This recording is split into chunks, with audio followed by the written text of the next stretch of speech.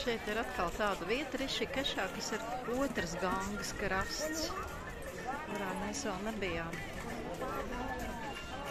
Līdz ar garīgumu un tempļiem te notiek apkārt visādas citas lietas. Cilvēki tirgojās, citi atpūšās, citi fotografē.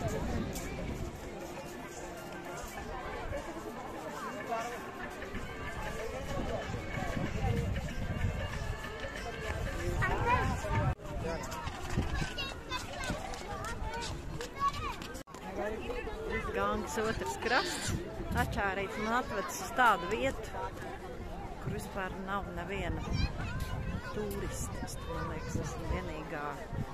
Kaut kā cilvēki skatās uz mani jocīgi, bet nu mazums. Ļoti skaisti. Visi ir raips apkārt, citi guļas, te ir sathu kopā ar parastiem cilvēkiem, citi tirgojās.